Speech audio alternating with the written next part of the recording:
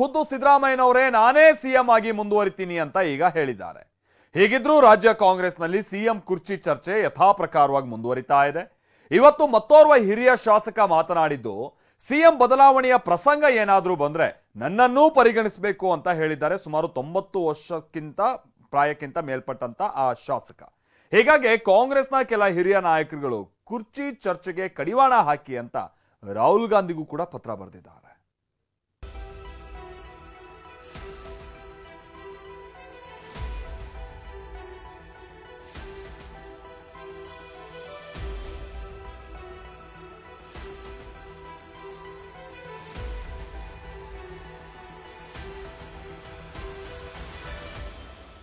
ನಾಳೆ ಹೈಕೋರ್ಟ್ನಲ್ಲಿ ಸಿಎಂ ಸಿದ್ದರಾಮಯ್ಯಗೆ ಅಗ್ನಿ ಪರೀಕ್ಷೆ. ನಾಳೆಗೆ ಹೊರಬೀಳುತ್ತಾ ಆದೇಶ, ಸಿಎಂ ಕುರ್ಚಿ ಚರ್ಚೆಗೆ ಬೀಳುತ್ತಾ ಬ್ರೇಕ್. ಮೂಡ ಹಗರಣ ಕ್ಲೈಮ್ಯಾಕ್ಸ್ ಹಂತಕ್ಕೆ ಬಂದಿದೆ. ಮೈಸೂರು ನಗರಾಭಿವೃದ್ಧಿ ಪ್ರಾಧಿಕಾರದಲ್ಲಿ ನಡೆದಿದೆ ಎನ್ನಲಾದ ಹಗರಣದ ಹುರುಳು ಸಿಎಂ ಸಿದ್ದರಾಮಯ್ಯಗೆ ಸುತ್ತಿಕೊಂಡಿದೆ. ಸಿಎಂ ಪತ್ನಿ 14 ಬದಲಿ ನಿವೇಶನ ಪಡೆದಿದ್ದಾರೆನ್ನಲಾದ ಆರೋಪ ಸಂಬಂಧ ಸಿಎಂ ವಿರುದ್ಧ ತನಿಖೆಗೆ ರಾಜ್ಯಪಾಲರು ಅನುಮತಿ ನೀಡಿ ಪ್ರಾಸಿಕ್ಯೂಷನ್ ಹೊರಡಿಸಿದ್ದಾರೆ. ಪ್ರಾಸಿಕ್ಯೂಷನ್ ಪ್ರಶ್ನಿಸಿ ಸಿಎಂ ಸಿದ್ದರಾಮಯ್ಯ ಹೈಕೋರ್ಟ್ ಮೆಟ್ಟಿಲೇರಿದ್ರು. ವಾದ ಪ್ರತಿವಾದ ಆಲಿಸಿರುವ ಹೈಕೋರ್ಟ್ ನಾಳೆ ಅಂತಿಮ ಆದೇಶ ಹೊರಡಿಸುವ ಸಾಧ್ಯತೆ ಇದೆ. ಬಹುತೇಕ ಎಲ್ಲರ ವಾದ ಪ್ರತಿವಾದ ಮುಕ್ತಾಯವಾಗಿದ್ದು, ನಾಳೆ ಸಿಎಂ ಪರ ವಕೀಲ ಅಭಿಷೇಕ್ ಮನು ಸಿಂಘ್ವಿ ವಾದ ಮಂಡಿಸಲಿದ್ದಾರೆ. ಸಿಂಘ್ವಿ ವಾದ ಮುಕ್ತಾಯವಾದ ನಂತರ ನಾಳೆಯೇ ಹೈಕೋರ್ಟ್ ಆದೇಶ ನೀಡಬಹುದು ಅಥವಾ ತೀರ್ಪು ನೀಡಲು ದಿನ ಕಾಯ್ದಿರಿಸಬಹುದು. ಹೀಗಾಗಿ ಸಿಎಂ ವಿರುದ್ಧ ತೀರ್ಪು ಬಂದ್ರೆ ಬದಲಾವಣೆ ಬಿರುಗಾಳಿ ಬೀಸುತ್ತೆಂಬ ಚರ್ಚೆ ಕಾಂಗ್ರೆಸ್ ಪಾಳ್ಯದಲ್ಲಿ ಗರಿಗೆದರಿದೆ. ಹೀಗಾಗಿ ಸಿಎಂ ಕುರ್ಚಿಗೆ ಟವೆಲ್ ಹಾಕುವವರ ಸಂಖ್ಯೆಯೂ ಹೆಚ್ಚಾಗ್ತಿದೆ. ಹೀಗಾಗಿ ಸಿಎಂ ಸ್ಥಾನದ ಚರ್ಚೆಗೆ ಕಡಿವಾಣ ಹಾಕಬೇಕು ಅಂತ ಹಿರಿಯ ನಾಯಕರು ರಾಹುಲ್ ಗಾಂಧಿಗೆ ಪತ್ರ ಬರೆದಿದ್ದಾರೆ. ಸಿಎಂ ಬದಲಾವಣೆ ಚರ್ಚೆಗೆ ಕಡಿವಾಣ ಹಾಕಿ. ರಾಹುಲ್ ಗಾಂಧಿಗೆ ಕಾಂಗ್ರೆಸ್ ಹಿರಿಯ ನಾಯಕರ ಪತ್ರ. 15ಕ್ಕೂ ಹೆಚ್ಚು ಕಾಂಗ್ರೆಸ್ ಹಿರಿಯ ನಾಯಕರು ರಾಹುಲ್ ಗಾಂಧಿಗೆ ಪತ್ರ ಬರೆದಿದ್ದಾರೆ. BL Shankar, VS Ugrappa, BN Chandrappa, HM Revanna ಸೇರಿ ಹಲವು ಪ್ರಮುಖ ನಾಯಕರೇ ಹೈಕಮಾಂಡ್ಗೆ ಪತ್ರ ಬರೆದು ಟವೆಲ್ ಹಾಕಿದವರ ವಿರುದ್ಧ ಸಮರ ಸಾರಿದ್ದಾರೆ. ಸಿಎಂ ಕುರ್ಚಿ ಬಗ್ಗೆ ಮಾತನಾಡುತ್ತಿರುವ ಸಚಿವರಿಗೆ ಕಡಿವಾಣ ಹಾಕಿ. ನಾವು ಬಿಜೆಪಿ ಜೆಡಿಎಸ್ ವಿರುದ್ಧ ಹೋರಾಡಬೇಕು, ಆದರೆ ಸಚಿವರು ವಿಪಕ್ಷದ ವಿರುದ್ಧ ಹೋರಾಡುವುದನ್ನೇ ಮರೆತಿದ್ದಾರೆ. ಹೋರಾಟದ ಬದಲು ಸಿಎಂ ಸ್ಥಾನದ ಕುರಿತು ಹೇಳಿಕೆ ನೀಡುತ್ತಿದ್ದಾರೆ. ಸಚಿವರು ದಿನಕ್ಕೊಂದು ಹೇಳಿಕೆ ನೀಡುತ್ತಿರೋದು ಕಾರ್ಯಕರ್ತರು ಜನರಲ್ಲಿ ನಂಬಿಕೆ ಇಲ್ಲದಂತಾಗಿದೆ. ನಮ್ಮ ಸರ್ಕಾರದ ಮೇಲೆ ನಂಬಿಕೆ ಹೋಗುತ್ತೆ. ಕೂಡಲೇ ಸಚಿವರ ಗೊಂದಲಕಾರಿ ಹೇಳಿಕೆಗಳಿಗೆ ಕಡಿವಾಣ ಹಾಕಿ ಅಂತ ಪತ್ರದಲ್ಲಿ ಉಲ್ಲೇಖಿಸಿದ್ದಾರೆ. ಪದೇ ಪದೇ ಮುಖ್ಯಮಂತ್ರಿಗಳ ಸ್ಥಾನದ ಬಗ್ಗೆ ಚರ್ಚೆ ಅನಗತ್ಯ. ಈ ಸಂದರ್ಭದಲ್ಲಿ ನಾವು ಮಾಡಬೇಕಾಗಿರೋದು ಆಡಳಿತ ಮಾಡಬೇಕು. ರಾಜ್ಯದ ಜನತೆಗೆ ನಾವು ಭರವಸೆಗಳು ಕೊಟ್ಟ ಕಾರ್ಯಕ್ರಮಗಳನ್ನು ಅನುಷ್ಠಾನ ಮಾಡಬೇಕು. ಇದು ನಡೀತಾ ಇರುತ್ತೆ, ಇದು ಒಂದು ಕಡೆ ನಡೀತಾ ಇರ್ತದೆ. ಅದರಿಂದ ಇದೆಲ್ಲ ಅನಗತ್ಯ ಈ ಸಂದರ್ಭದಲ್ಲಿ ಅಂತೇಳಿ ನನ್ನ ವೈಯಕ್ತಿಕವಾದಂಥ ಭಾವನೆ.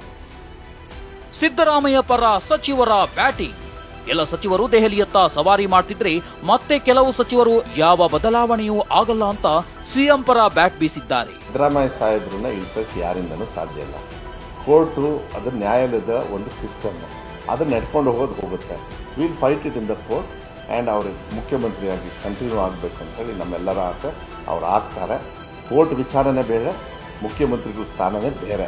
ಸಂಪೂರ್ಣವಾಗಿ 136 MLAಗಳು, ಎಲ್ಲ ಕ್ಯಾಬಿನೆಟ್, ಎಲ್ಲ ಸಚಿವರುಗಳು, ಪಕ್ಷದ ಹೈಕಮಾಂಡು, ಸ್ಟೇಟ್ ಲೆವೆಲ್ ಎಲ್ಲ ಲೀಡರ್ಗಳು, ಕಾರ್ಯಕರ್ತರಿಂದ ಸನ್ಮಾನ್ಯ ಸಿದ್ದರಾಮಯ್ಯ ಅವರ ಪರವಾಗಿದ್ದೀವಿ, ಗಟ್ಟಿಯಾಗಿರ್ತೀವಿ.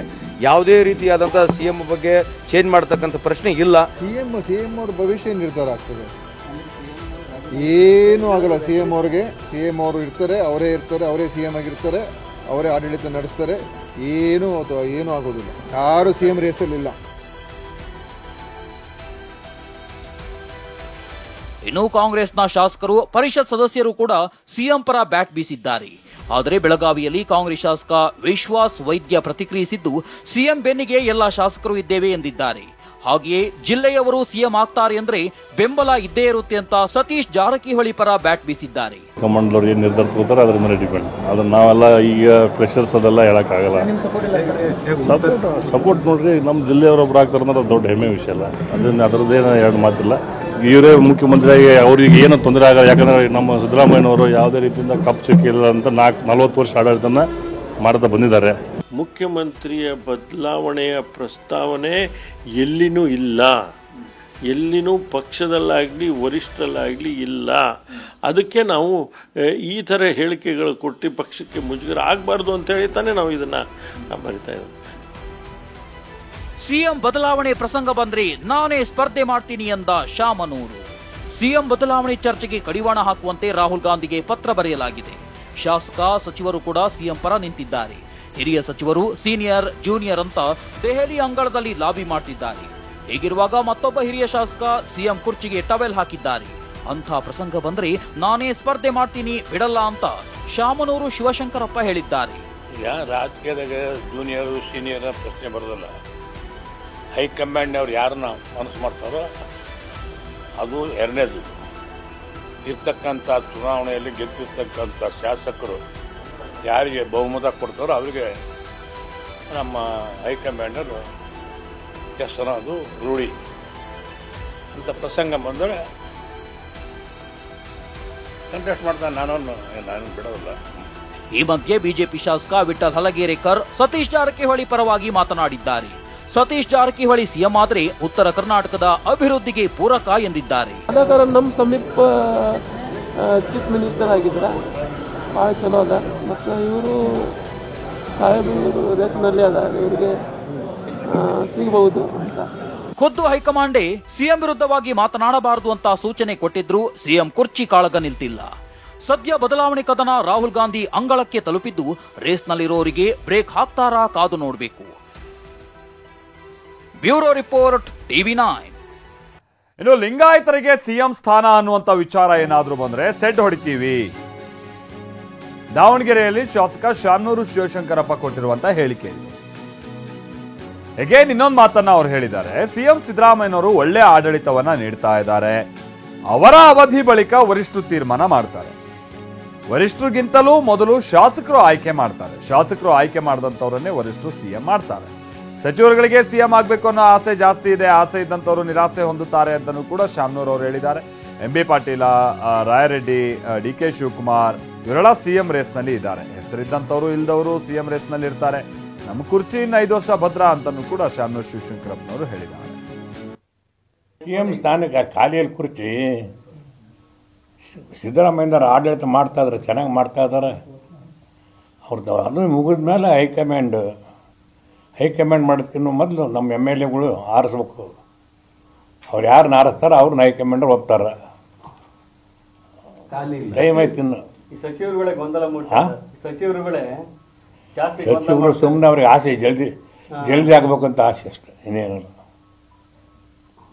ಆಸೆಲ್ಲ ನಿರಾಸೆ ಆಗ್ತಾರೆ ಅಷ್ಟೇ. ಕಾಂಗ್ರೆಸ್ ವೀರೇಂದ್ರ ಪಾಟೀಲ್ ನಂತರ ಲಿಂಗಾಯತರು ಯಾರು ಆಗಿಲ್ಲ. ವೀರೇಂದ್ರ ಪಾಟೀಲ್ ನಂತರ ಕಾಂಗ್ರೆಸ್ ಅಲ್ಲಿ ಲಿಂಗಾಯತರು ಸಿಎಂ ಆಗಿಲ್ಲ. ನೆಕ್ಸ್ಟ್ ಅಂತ ಅವಕಾಶಗಳು ಬಂತಂದ್ರೆ ಕ್ಲೈಮ್ ಮಾಡ್ತಾರೆ. ಶೆಡ್ ಹೊಡಿತೇವೆ. ಅವಕಾಶ ಬಂದ್ರೆ ಖಾಲಿ ಆದ್ಮೇಲೆ ಶೆಡ್ ಹೊಡಿತಾರೆ. ಇನ್ನು ಸಿಎಂ ಕುರ್ಚಿ ಕಾಳಗದ ಬಗ್ಗೆ ಸಿದ್ದರಾಮಯ್ಯನವರು ರಿಯಾಕ್ಷನ್ ಅನ್ನ ಕೊಟ್ಟಿದ್ದಾರೆ. ಮುಖ್ಯಮಂತ್ರಿಗಳ ಕುರ್ಚಿ ಖಾಲಿ ಇಲ್ಲ ಅಂತ ಯಾರು ಹೇಳಿಕೆಯನ್ನ ಕೊಟ್ಟಿಲ್ಲ. ಸಿಎಂ ಹುದ್ದೆ ಖಾಲಿ ಆದಂತ ಸಂದರ್ಭದಲ್ಲಿ ನಾವು ಬರ್ತೀವಿ ಅಂತ ಹೇಳಿದ್ರೆ, ಅಂದ್ರೆ ನಾವು ಈಗಲೇ ಸಿಎಂ ಆಗ್ಬೇಕು ಅಂತ ಯಾರು ಹೇಳ್ತಾ ಇಲ್ಲ. ಸಿಎಂ ಹುದ್ದೆ ಖಾಲಿ ಆದಂತ ಸಂದರ್ಭದಲ್ಲಿ ನಾವು ಬರ್ತೀವಿ ಅಂತ ಹೇಳಿದ್ದಾರೆ. ಯಾವುದೇ ಡೌಟ್ ಬೇಡ, ಸಿಎಂ ಆಗಿ ನಾನೇ ಮುಂದುವರ್ತೀನಿ ಅನ್ನೋ ಮೂಲಕ ಸಿಎಂ ರೇಸ್ನಲ್ಲಿದ್ದಂಥವರ ಬಾಯಿ ಮುಚ್ಚೋ ಪ್ರಯತ್ನವನ್ನ ಪಟ್ಟಿದ್ದಾರೆ. ಬಹಿರಂಗವಾಗಿ ಯಾರು ಹೇಳಿಕೆ ಕೊಟ್ಟಿಲ್ಲ. ಈಗ ನೋಡಿ, ಯಾರು ಚೀಫ್ ಮಿನಿಸ್ಟರ್ ಆಯ್ತೀವಿ ಅಂತ ಹೇಳಿಲ್ಲ. ಕುರ್ಚಿನೇ ಖಾಲಿ ಇಲ್ಲ. ಚೀಫ್ ಮಿನಿಸ್ಟರ್ ಆಯ್ತೀವಿ ಅಂತ ಯಾಕೆ ಹೇಳ್ತಾರೆ? ಅವ್ರೇನು ಎಲ್ಲರೂ ಏನು ಹೇಳ್ತಾರೆ?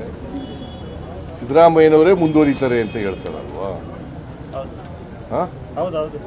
ಸಿದ್ದರಾಮಯ್ಯ ಸೂಚನೆ ಕೊಟ್ಟರೆ ನಾವಾಗ್ತೀವಿ ಅಂತ ಹೇಳ್ತಾ ಇದ್ದಾರೆ ಕೆಲವರು. ಖಾಲಿ ಆದಾಗಲ್ವಾ ಯಾಕೆ ಸೂಚನೆ ಕೊಡ್ತಾರೆ? ಅವ್ರಿಗೆಲ್ಲ ಏನಾದ್ರು ಡೌಟ್ ಇದೆ ಸರ್ಕಾರ ಖಾಲಿ ಆಗತ್ತಾ ಆಗಲ್ವಾ ಅಂತ ಬಗ್ಗೆ ನಿಮ್ಮ